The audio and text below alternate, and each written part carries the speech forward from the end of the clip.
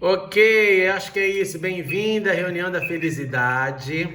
Muito bom ter todos aqui. Todo mundo aprendendo já a mexer com o equipamento. Eu acabei de fechar os microfones, como de costume normal, só para evitar o barulho, para ouvirmos da melhor forma possível. E eu vou pedir que a nossa irmã Neuza, graças a Deus, para ela parar de brincar de esconde-esconde e vir aqui orar por nós e conduzir a intercessão nesta hora. É bom que Deus tenha nos dado essa oportunidade de juntos termos comunhão. Então, minha querida irmã Neuza, por favor, a palavra é com a senhora pode nos guiar na intercessão nessa hora. Olha, nós temos nos pedidos de oração agradecer. Deus tem sido muito bom com nossos irmãos em Cristo. O Corte voltou, a Ida está bem, a Mônica e a Oneida também estão. O Neide e a Fátima estão bem também. Então, graças a Deus, nós podemos falar isso deles. Aleluia. Temos pedido do Pedro Parra pelo filho dele, Fábio, que está com um problema sério de saúde. E vamos continuar orando pela nossa igreja, né, pastor? Certamente. Né? E principalmente pelo Senhor, para proteger, que está correndo para todo quanto é lado, precisando da assistência. Então, a minha oração também vai para o Senhor. Muito obrigado. Senhor, nosso Deus, nosso amado Pai, eu te dou graças, Senhor, por mais um dia que tu nos dá, pelas nossas irmãs que estão presentes aqui, Senhor, pelas nossas saudades das outras irmãs, que tu estejas, Senhor, com cada uma delas, Senhor, tirando todo aquele cansaço de ficar preso, aquele problema de estresse, nervoso, mas tu é a luz no mundo, Senhor. Amém. E vai acender para cada uma delas, dando a orientação e o caminho, Senhor. Eu te peço que tu esteja conosco pela mensagem de agora e que a nossa família esteja protegida por ti, Senhor. Que a tua casa de oração também, Deus. Em nome de Jesus. Amém. Amém. Amém e amém. Hoje é o nosso irmão Vladimir que vai nos abençoar com a palavra. Então vamos todos escutar e sermos abençoados por ele. Irmão Vladimir, é com o senhor. Oi, estou aqui entrando. Eu espero que todos estejam bem, meus irmãos, minhas irmãs. Saudade aberta, vontade aberta de estar lá junto com vocês às terças-feiras, que é muito diferente, né, gente? É muito mais gostoso estar lá, sentir a presença de vocês, mas a gente vai sobreviver a isso. Vamos aguentar. A coisa que a gente mais tem ouvido ultimamente, que eu tenho ouvido ultimamente, é que Jesus está voltando. Alguns dizem que é o fim do mundo. Olha, nos últimos 2000 anos, eu tenho uma lista de mais de 200 prenúncios da volta de Jesus. Mais de 200 vezes alguma organização ou alguma pessoa determinou qual seria o dia e hora que Jesus voltaria. E o mundo não acabou e Jesus não voltou. A gente está aqui. Aliás, uma vez o Jesus estava conversando com seus discípulos e um dos discípulos perguntou: e quando essas coisas todas da sua volta, quando o mundo vai acabar, Jesus? Sabe o que Jesus respondeu? Eu não sei. Só quem sabe essa data é o Pai. Então esse povo que anda por aí dando dia e hora em que o mundo vai acabar, esse povo está só perdendo tempo. Não perca o seu estar acreditando neles. Mas naquele momento, Jesus estava conversando com os discípulos e dizendo para eles, informando, esclarecendo, anunciando para eles alguns sinais das coisas que aconteceriam nas vésperas de Jesus estar voltando para me buscar, para te buscar, para buscar a gente. Glória a Deus por isso. Ele falou que haveriam guerras, Irmãos, há um mês e pouco atrás, uma cidade foi destruída lá na Ásia com bombardeio, foi destruída por um terremoto, que seria um outro sinal. Uma coisa que tem me impressionado demais aqui, num terceiro sinal proferido lá por Jesus, é a fome. Eu tenho ficado muito impressionado com um comercial que é feito dos Médicos Sem Fronteiras e que está passando na televisão, com muitas pessoas, muitos adultos esqueléticos e crianças que parecem caveiras ambulantes, uma coisa extremamente emocionante, tocante, que realmente me entristece profundamente entristecido com isso. Então nós temos guerra, nós temos terremotos, nós temos fome. Uma outra coisa também que é uma profecia dos fins dos tempos seria o aumento da iniquidade, o aumento da maldade, o aumento do ódio, o aumento da injustiça, e tudo isso levaria a um arrefecimento, a um esfriamento do amor. E a gente pode ver isso em nós, em cada um de nós. Prestem atenção, se vocês já não discordaram assim de uma forma meio exagerada com alguém que não divide com você a ideologia política que você tem, o time que você tem. Uma coisa que eu tenho falado e acho bem interessante é a figura que nós vamos ter lá no céu, o leão junto com a ovelha e os palmeirenses junto com os corintianos lá, tá? Porque lá será um lugar de paz. Então, a discórdia, essa guerra de ódio, esse desamor, o desamor é uma palavra muito forte, esse desamor é realmente impressionante o que está acontecendo agora. E como ele influencia nós, como ele nos seduz. Uma outra profecia seria a multiplicação da ciência. Nesse momento, nós estamos numa roda de prosa com várias pessoas olhando para um telefoninho, olhando para um aparelhozinho, que atualmente é um representante muito fiel da multiplicação da ciência que está acontecendo. Mas existe ciência na área da medicina, ciência espacial, onde estão acontecendo coisas inacreditáveis.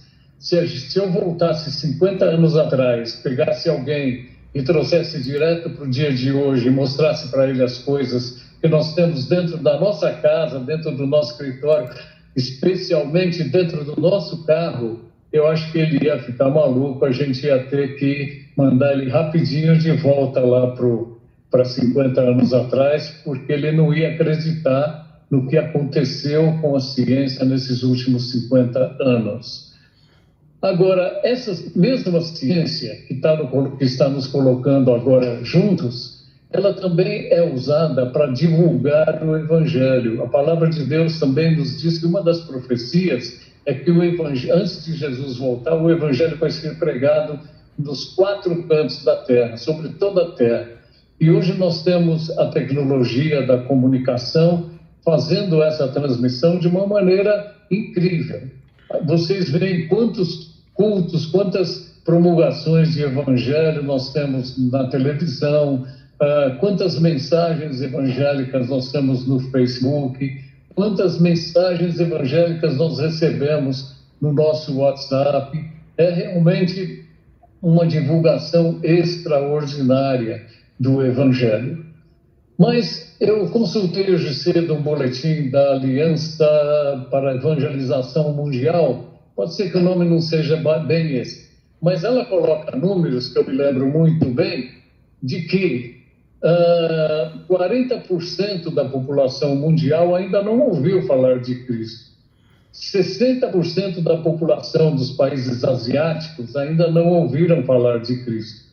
Isso se agrava porque no mundo inteiro existe 30% de analfabetismo. Então, isso é realmente um entrave para a promulgação do Evangelho. Só mesmo a intervenção do Senhor nosso Deus é que vai nos permitir alcançar lugares assim tão difíceis e de forma tão difícil também de ser praticada, para que nós possamos levar o Evangelho para os 4 cantos do mundo. Então não adianta a gente ficar lá na nossa igreja ou aqui na nossa casa dizendo Maranata, vem Senhor Jesus, se a gente não sair para divulgar o Evangelho, para pregar o Evangelho aos 4 cantos da terra, por mais longe que a gente conseguir ir, melhor é assim.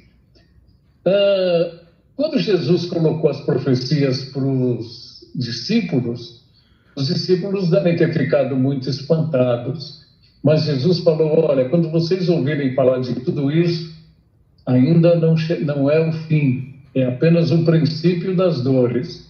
Então, nós podemos estar preparados para receber aí ainda muita novidade a respeito da volta de Cristo.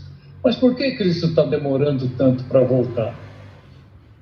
Eu não me atrevo a perguntar isso para Deus, porque eu não sou Jó. Eu não me atrevo a cobrar essa informação de Deus. Eu tenho alguns achos. Eu acho que o calendário de Deus não é o nosso calendário. A Bíblia diz que para Deus um dia pode ter a duração de 1000 anos. Então, nós estamos querendo que Deus defina alguma coisa dentro do nosso calendário. E isso é realmente uma presunção ruim. Nós devemos deixar que Deus resolva as coisas de acordo com a vontade dele, porque a nossa vontade não se compara à vontade dele. Um outro motivo pelo qual Jesus está demorando, entre aspas, para voltar, é pelo amor que Deus tem para conosco. Deus está dando tempo, está dando chance de que nós possamos encontrá-lo e entregar as nossas almas em suas mãos. Veja como Deus pode esperar por causa do seu amor. Vocês se lembram quando Deus conversou com Abrão lá em Sodoma, lá na região de Sodoma e Gomorra? Ele falou, vou destruir a cidade. Abrão disse a ele, mas Senhor, e se tiverem 50 justos na cidade? Ele disse, eu não destruirei a cidade se houverem 50 justos na cidade. Aí Abrão falou, vamos conversar com 40? Deus falou, eu não destruirei a cidade se tivermos 40 justos na cidade. Ótimo, vamos fazer o seguinte, Deus, vamos conversar com base em 30 justos.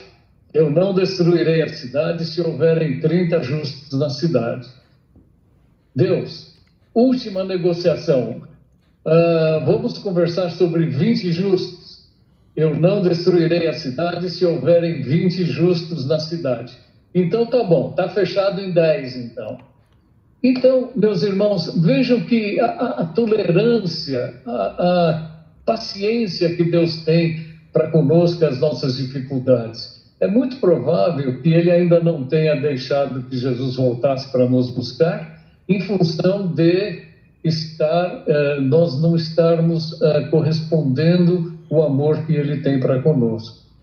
E podem existir 1000 outros motivos que isso é da conta de Deus e nós não devemos nos preocupar em querer definir isso. Deixa que Deus define pela sua própria vontade. Agora, a pergunta que fica, né, dentro dessa conversa toda que a gente está convivendo agora é: será que eu estou preparado para a volta de Jesus Cristo? Será que você está preparada para a volta de Jesus Cristo? E aí, eu cheguei em Mateus 25, de 1 a 13, onde Jesus conta a parábola das 10 virgens. Uma parábola, vocês sabem bem, nós já falamos sobre isso, uma parábola é uma ilustração, é uma historinha inventada que nos traz um ensinamento a nível de maior facilidade para que nós possamos entender. Então, essa parábola das 10 virgens fala de 10 noivas que estavam à véspera do seu casamento. Então, eu vou ler alguns versículos. Se os irmãos não estiverem com as suas Bíblias aí, não se preocupem. O versículo 1 e 2 de Mateus 25 diz o seguinte: o reino dos céus será semelhante a 10 virgens que, tomando as suas lâmpadas, saíram ao encontro do noivo. 5 delas eram insensatas e 5 prudentes. Algumas versões chamam as insensatas de malucas mesmo. As 10 noivas saíram, estavam se preparando para aquele dia das bodas delas com o noivo. Então, essas 10 noivas se dividiram em 2 tipos de pessoas: o tipo prudente e o tipo insensato. Então, nos versículos 3 e 4, diz o seguinte: ao pegarem as lâmpadas, as insensatas não levaram o azeite. As prudentes, porém, levaram o azeite e em suas vasilhas juntamente com as lâmpadas. Essas noivas deveriam levar as suas lâmpadas para iluminarem a festa do casamento ali. Essa história se aconteceu lá na época de Jesus Cristo. Então elas deviam levar as suas lâmpadas para encontrarem o caminho, para andarem no caminho correto, encontrarem o noivo correto, estarem no lugar correto e poderem iluminar a sua alegria de estar ali naquele momento de bodas. Então, essas noivas, 5 dessas noivas, eram noivas prudentes. Elas levaram as suas lâmpadas, levaram o azeite necessário, e as outras 5 eram as insensatas, as malucas, que levaram as suas lâmpadas também, mas não levaram o azeite. Então, esses 2 tipos de noivas são 2 tipos que servem muito bem para nós, filhos de Deus, nesse momento, nesse novo século, nesse novo milênio, apesar dessa história ser tão antiga. Nos versículos 5 e 6, diz o seguinte: e demorando o noivo, todas começaram a cochilar e dormiram. À meia-noite, porém, ouviu-se um grito: o noivo chegou, saiam ao encontro dele. Elas também achavam que o noivo estava demorando, deu para perceber? E elas relaxaram na vigília.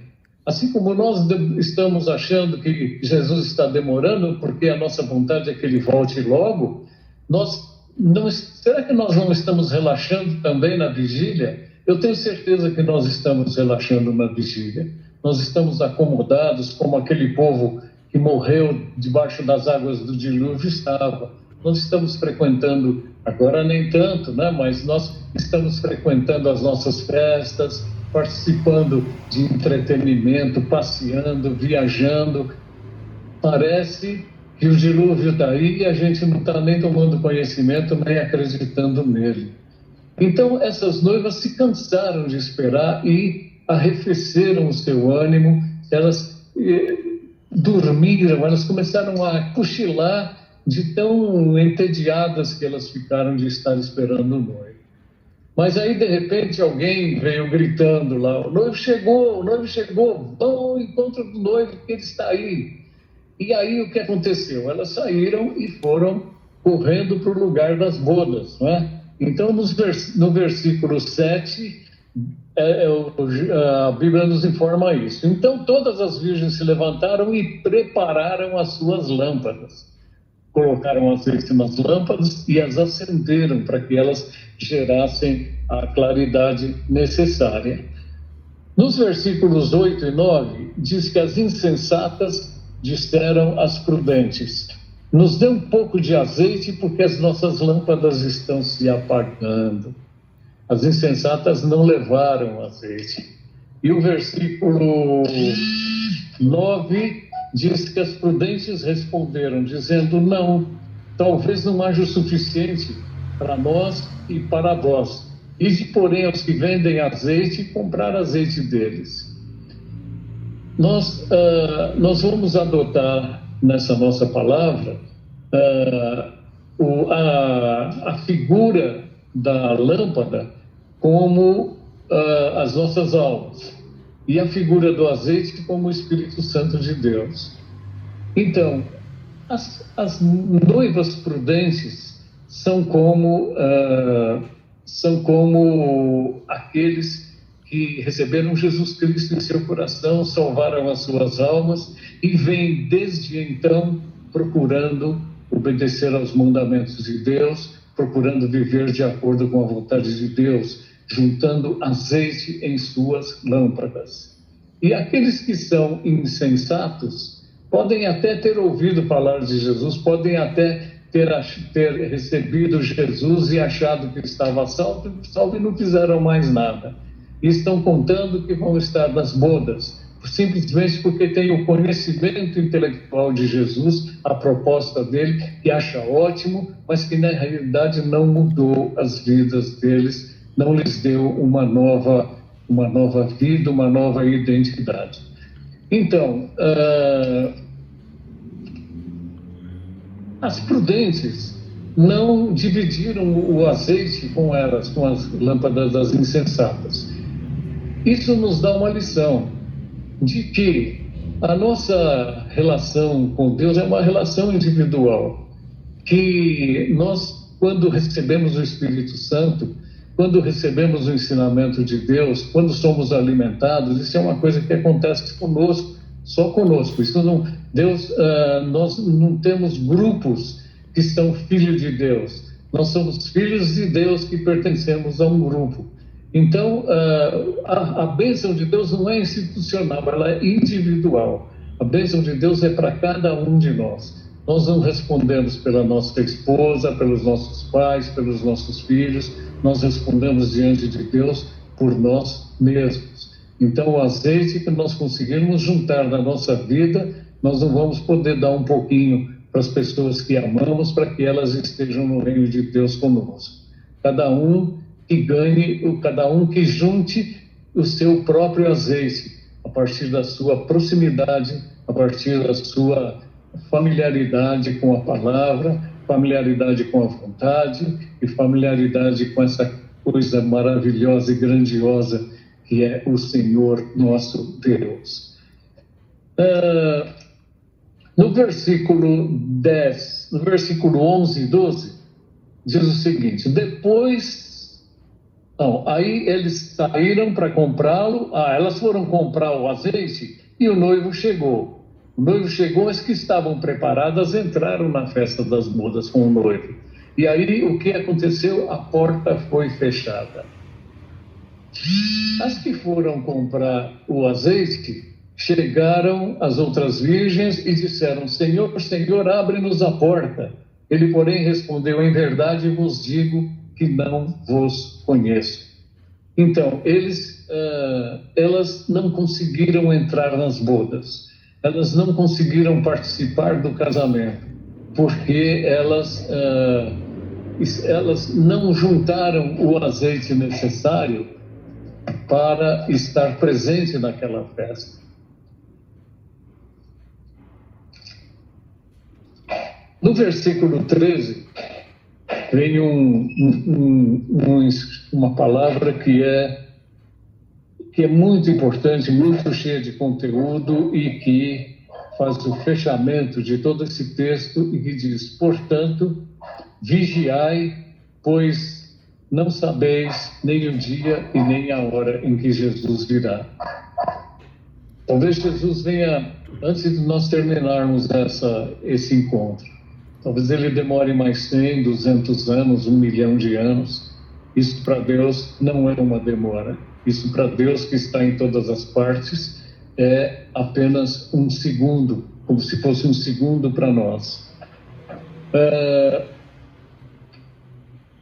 Em Hebreus 12, 14, nós vamos encerrar a nossa palavra com esse versículo. A palavra de Deus nos diz que nós devemos procurar viver em santificação, sem a qual ninguém verá a Deus. E eu quis trazer, dentro dessa nossa roda de prosa aqui, a ideia, a informação de que a nossa preparação se chama santificação. A santificação é quando nós abrimos espaço nos nossos corações, nas nossas almas, para que o Espírito Santo tome conta desse espaço. Quando nós eliminamos os maus hábitos, nós eliminamos os pecados, nós eliminamos o gosto, o prazer que nós podemos ter em algum pecado que ainda nós estamos carregando nas costas. Nós vamos limpando toda essa sujeira das nossas almas e o Espírito Santo vai tomando conta desse espaço. Então, a santificação, se não houver santificação, nós não veremos a Deus. Uma boa forma de nós estarmos buscando essa santificação em obediência a Deus é nós aceitarmos no primeiro momento que foi punido lá na cruz, em Jesus Cristo, foi punido a minha culpa, o meu pecado, a minha responsabilidade foi colocada sobre Jesus e ele pagou lá na cruz por ela.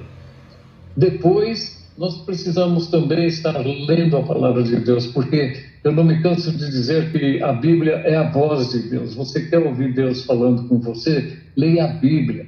Leia a Bíblia debaixo da orientação do seu Santo Espírito. Medite sobre o que você leu. Leia e pensa, veja os ensinamentos que aquele texto traz para a tua vida. Ore muito a Deus o tempo todo. Ore formal, informalmente, ore o tempo todo. E faça aquilo, pratique tudo aquilo que a Bíblia está ensinando a você, que a Bíblia está mostrando a você, que é da vontade de Deus que você faça. A Bíblia chama de boas obras. Eu chamo de obras corretas, obras segundo a vontade de Deus. Vamos orar. Senhor nosso Deus e Pai, nós não sabemos quando Jesus Cristo vai voltar e quando esta vida vai acabar, para que nós possamos viver a nova e maravilhosa vida no Teu reino, Pai. Senhor nosso Deus e nosso Pai, acalma os nossos corações e esse tumulto que existe sobre o fim do mundo nesses dias seja uma boa brecha, uma boa estratégia para nós estarmos proclamando o Teu Evangelho, Deus. E assim, quando for da Tua vontade, o Teu Filho descer para nos buscar por Teu reino, que tudo seja um momento de grande alegria, Senhor, e que todos nós possamos subir cantando glórias e louvores a Ti. Nós te pedimos isso em nome de Teu Filho Jesus. Amém. Amém. É isso, gente. Vamos estar sempre preocupados em juntar o nosso azeite para que a nossa lâmpada não se apague na última hora, na hora certa, não na última hora, na hora certa. Amém. Amém. Deixa eu fazer uma pergunta para vocês. Maravilhosa palavra, o irmão Vladimir sempre nos abençoa muito. Deixa eu fazer uma pergunta. O irmão Vladimir fez uma menção muito importante, que é referente a necessidade do evangelho ser pregado para toda criatura, correto? Todo mundo lembra disso, né? Então o evangelho será pregado a toda criatura, então virá o fim. É muito interessante que esse verso é muito usado principalmente em conferências missionárias, né? Como um texto desafiador para que nós, então, continuemos a missão que temos, né? Amém. Quem assistiu a mensagem de domingo à noite ouviu falar sobre isso, sobre a nossa convocação, né? Nós fomos convocados para isso, nós não só recebemos. Se você não assistiu a mensagem da noite, assista, que eu falei sobre Mateus 28, verso por verso, ali na grande comissão. Mas aí eu queria jogar uma provocação, porque dentro dessa questão de evangelho pregado para todo mundo, nós temos também algo muito importante para entender, que é o seguinte: você se lembra das palavras de João no Apocalipse? Você tem ali no Apocalipse um momento chamado de um grande avivamento. Um avivamento que envolve ali as tribos de Israel, envolve um número de representantes das tribos de Israel, e aqui é uma das nossas divergências, né, com testemunhas de Jeová, né, porque eles dizem que 144 mil é que vão para o céu somente, né? E a leitura do Apocalipse nos fala que não, que esses 144 mil serão testemunhas e não salvos. São coisas bem diferentes, testemunhas e salvos, né? O Apocalipse nos fala também sobre duas testemunhas principais que vão ter um papel, uma função muito incrível ali nos últimos dias, lembra? Que a tradição, eu acho que o número maior do pessoal da escatologia vai apostar assim, né? Uma aposta sugestiva de que bem possível que seja Moisés e Elias, né? Essas duas testemunhas, porque Moisés e Elias foram vistos com o Senhor Jesus no Monte da Transfiguração, lembram disso? Lá, quando Pedro, vamos ficar por aqui mesmo. Então tem aí algumas sugestões. Então, se é uma coisa que a gente não pode esquecer, é que a evangelização mundial, se você perguntasse, pastor, o que você acha? Eu humildemente vou te dizer o seguinte, para mim, a evangelização mundial vai acontecer no período da tribulação. Para mim, a evangelização mundial não vai acontecer na função da igreja, mandando missionário, na Santa Paz, como tem feito até hoje. E eu falo isso baseado no que o irmão Vladimir acabou de falar. Já se passaram quase 2000 anos de história e a gente não conseguiu ainda fazer isso no mundo. Sempre teve alguns grandes avivamentos, mas falar que assim, tiramos do mapa todos os povos, línguas e nação, isso não aconteceu nem na tradução da Bíblia. Mas eu acredito que no período da tribulação, quando o negócio ficar descarado mesmo, agora chegou, eu acho que ali vai ser o momento do evangelho chegar até o final.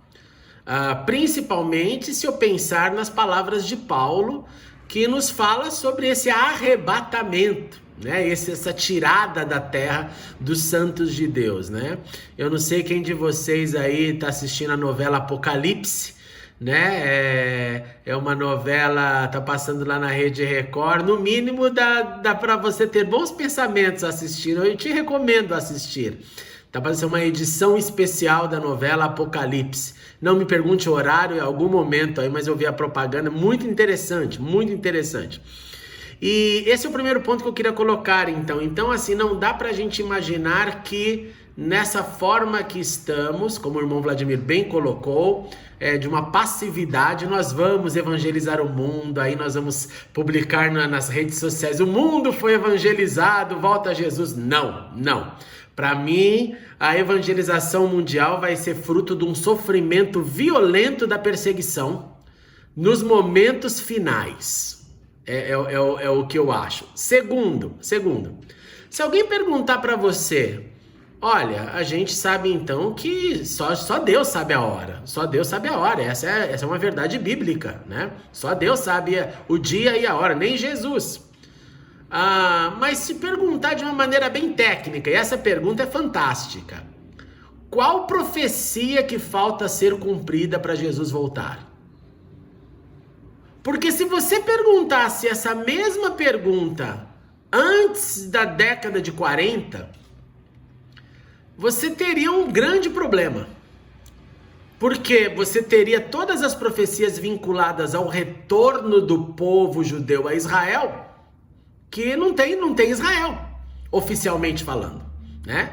Você tem Israel bíblico, mas a partir de 14 de maio de 1948, você tem um Estado formal que grita sua independência e que briga e que existe, presta atenção, 72 anos. Então, há 72 anos atrás, nós viramos uma chave nas profecias. Nós falamos agora as profecias vinculadas a Israel se cumpriram. Então eu queria perguntar, e levante a mão que eu abro o seu microfone. Qual fora a evangelização mundial, porque a Lígia já levantou, fora a evangelização mundial, porque a gente aqui imagina que ela pode acontecer então no período da tribulação. Então, qual a profecia que falta acontecer? Lídia. Então, eu acho que é a aparição do anticristo, né? O anticristo ainda não apareceu. Portanto, Aparição do anticristo. Sim, sim. Portanto, essa é a resposta corretíssima. Esta é a última profecia que falta, gente. Divirta-se com a Bíblia. Página por página você pode ler. Pode ir lá, se divirta. É a única que falta. Nós já temos apostasia, nós já temos aumento da ciência, nós já temos esfriamentos totais, nós já temos falsos cristos, agora anticristo nós não temos. Nós temos o espírito do anticristo em operação já há muito tempo. O espírito do que é contrário a Cristo já opera na história já desde Cristo. Desde Cristo. Agora, como Paulo disse, precisa ainda ter a manifestação dessa encarnação do mal. E aí, quando nós virmos isso, quando nós percebermos essa encarnação do mal, aí a palavra é: apertem os cintos, porque está bem próxima a nossa hora. Então é interessantíssimo você analisar isso, né? Porque em muitas e muitas gerações você não poderia chegar a essas constatações. Mesmo na época da Reforma, antes de Idade Média, não podia. Você fica com a pulga atrás da orelha, você fala: mas cara, não tem profecia aí que não se cumpriu. Agora não, agora a gente olha para a Bíblia e fala: precisa do Evangelho chegar nos quatro cantos, em alguns lugares, mas isso, se acontecer um arrebatamento da igreja, eu garanto para você, é igual coronavírus, não tem uma alma no mundo que não sabe desse negócio, né? E precisa da manifestação do filho da perdição, que é a temática paulina para os Tessalonicenses, por 2 vezes, nas 2 cartas, Paulo vai tratar esse assunto, e ele vai dizer sim, em outras palavras: mantenhamos os olhos nas lideranças emergentes. Nesse momento que a gente está vivendo, e aqui encerro, nós estamos vivendo essa pandemia, e essa pandemia traz para a gente necessidade brutal de liderança, né? Vocês reparam como cada liderança do globo hoje, quando ela fala alguma coisa, ela é muito questionada. Não é só no Brasil isso não. É o Macron na França, é a Merkel na Alemanha, é o Trump nos Estados Unidos, é o Boris Johnson na Inglaterra e o Reino Unido, etc, etc, etc. Nós estamos vivendo essas carências. E é muito interessante que, se a gente ficar de olho no perfil das lideranças, nós vamos ver cada vez mais esse buraco, essa lacuna. E aí, em algum momento, essa lacuna vai ser preenchida pela encarnação do espírito do anticristo em uma pessoa, em um ser. E aí nós estaremos mais perto da volta de Cristo. Mas certamente, mesmo assim, não saberemos o dia nem a hora, mas que vai ser emocionante, vai, porque se você pensar que a manifestação de um ser humano tem o limite da vida do humano, né? O ser humano tem uma certa idade, humano, uma certa idade, e Jesus provou isso, né? Jesus provou no seu ministério. Por que Jesus não ficou 50 anos pregando, né? Não, 3 anos já deu o recado, já acabou com tudo. 3 aninhos só, 3 aninhos. Então a gente imagina que a manifestação do mal também vai ter um tempo limitado para acontecer, porque nas palavras de Jesus, se ele não abreviasse aquele tempo, ninguém aguentaria. É o que ele diz lá em Mateus, nas suas palavras finais. Que Deus nos abençoe nessa linda recomendação que o irmão Vladimir nos deu, que é: santificai-vos. É viver na santificação, porque daí a gente está pronto para viver, a gente está pronto para morrer. Que assim seja na nossa vida, hoje e sempre. Hora de dizer tchau. Vamos lá, gente. Tchau, pessoal. Bom dia para vocês aí. Tchau, tchau. Beijo. Tchau. Eu vou postar no Facebook, eu vou postar no YouTube para quem não conseguiu assistir, tá bom? Divulguem. Até mais. Outro